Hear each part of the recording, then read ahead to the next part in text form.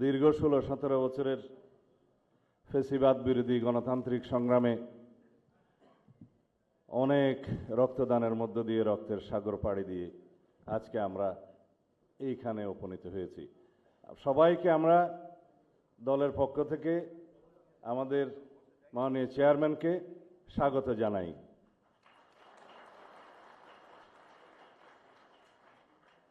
এই শপথ গ্রহণ অনুষ্ঠানে একটু পরে প্রধান নির্বাচন কমিশনার আসবেন।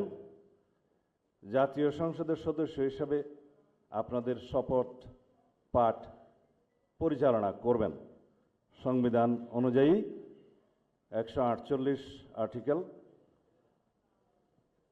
2A অনুসারে স্পিকার এবং ডেপুটি স্পিকার অথবা তাদের মনোনীত প্রতিনিধি কর্তৃক 3 দিনের মধ্যে যে শপথ করানোর বিধান রয়েছে সেটা পার হয়ে যাওয়ার পরে পরবর্তী 3 দিনের প্রথম দিনে সাংবিধানিকভাবে সিইসি প্রধান নির্বাচন কমিশনার এম্পাওয়ার্ড ক্ষমতাপ্রাপ্ত হয়ে তিনি আজকে শপথ পরিচালনা করবেন। বিধায় আমরা সদস্যদের শপথ পত্র বা ঘোষণাপত্র এই সাদাটাতে আমরা দস্তখত করব শপথ নেয়ার পরে। এখানে আপনাদেরকে বলা হয়েছে আমি ... জায়গায় নিজের নাম লিখবেন এবং এখানে সংসদ সদস্যদের আসন, জাতীয় নাম্বার এবং জেলার নাম্বার।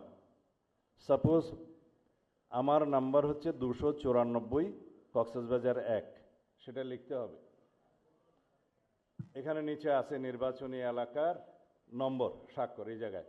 এর বাইরে আরেকটি এই স্কাই, এটা সবুজ না নীল কালার যে ফর্মটা আছে, এটা সংবিধান সংস্কার পরিষদ সদস্যদের শপথ ফর্ম। আমরা কেউ সংবিধান সংস্কার পরিষদের সদস্য হিসেবে নির্বাচিত হইনি এবং সংবিধানে এটা এখনো ধারণ করা হয়নি। গণভোটের রায় অনুযায়ী সংবিধান সংস্কার পরিষদ গঠিত হলে সেটা সংবিধানে আগে ধারণ করতে হবে এবং সংবিধান সংস্কার পরিষদের সদস্যকে কে শপথ নেয়াবেন সেটা বিধান করতে হবে এবং কোন এরকম ফর্ম এটা সংবিধানে নেই। এই ফর্মটি 3য় তফসিলে আছে, সাদাটা এইরকম। তখন একটা ফর্ম সংবিধানের 3য় তফসিলে আসবে, সেগুলো সাংবিধানিকভাবে জাতীয় সংসদে গৃহীত হওয়ার পরে তখন জাতীয় সংবিধান সংস্কার পরিষদের সদস্যদের শপথ নেয়ার বিধান করা যাবে। বিধায় আমরা এখন সাংবিধানিকভাবে এই পর্যন্ত আমরা এসেছি, আমরা সংবিধান মেনে এই পর্যন্ত চলছি এবং আশা করি সামনের দিনেও চলব।